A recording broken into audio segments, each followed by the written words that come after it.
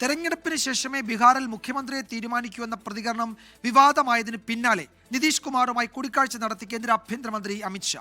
നിതീഷ് കുമാർ തന്നെ എൻഡിഎയുടെ മുഖമെന്ന് JDU MP Sanjay Jha പറഞ്ഞു. അതിനിടെ 48 സ്ഥാനാർത്ഥികളുടെ ആദ്യഘട്ട പട്ടിക കോൺഗ്രസ് പ്രഖ്യാപിച്ചു. മുഖ്യമന്ത്രി നിതീഷ് കുമാറിന്റെ വസതിയിലായിരുന്നു കൂടിക്കാഴ്ച. ഉപമുഖ്യമന്ത്രി സാമ്രാട്ട് ചൌധരി, JDU MP സഞ്ജയ് ഝാ തുടങ്ങിയ പ്രധാന നേതാക്കൾ കൂടിക്കാഴ്ചയിൽ പങ്കെടുത്തു. ബീഹാറിലെ തെരഞ്ഞെടുപ്പ് നീക്കങ്ങൾ ചർച്ചയായി. തെരഞ്ഞെടുപ്പിന് ശേഷം മാത്രമേ BJPയും സഖ്യകക്ഷികളും മുഖ്യമന്ത്രിയെ തീരുമാനിക്കുകയുള്ളൂവെന്ന ദേശീയ മാധ്യമത്തിന് അമിത്ഷാ നൽകിയ പ്രതികരണം വിവാദമായിരുന്നു.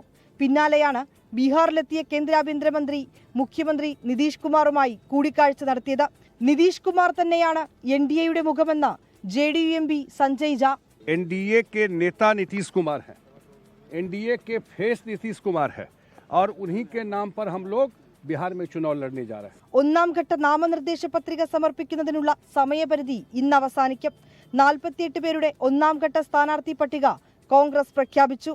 ആദ്യഘട്ടത്തിൽ മത്സരിക്കുന്ന 24 പേരാണ് പട്ടികയിലുള്ളത്. CPIML 20 മണ്ഡലങ്ങളിലും CPI 6 മണ്ഡലങ്ങളിലും CPIM 4 മണ്ഡലങ്ങളിലും മത്സരിക്കും. ബീഹാറിൽ പോരാട്ടത്തിനൊരുങ്ങി നേതാക്കൾ. പ്രധാനമന്ത്രി ഉൾപ്പെടെ 40ഓളം പ്രമുഖ നേതാക്കൾ NDAയ്ക്കായി ബീഹാറിൽ പ്രചരണത്തിനെത്തും. പ്രധാനപ്പെട്ട നേതാക്കളെ മഹാസഖ്യവും ബീഹാറിലേക്ക് എത്തിക്കും. പട്നയിൽ നിന്ന് ക്യാമറാമാൻ ജിജീന്ദ്രനൊപ്പം വിനീത VG 24.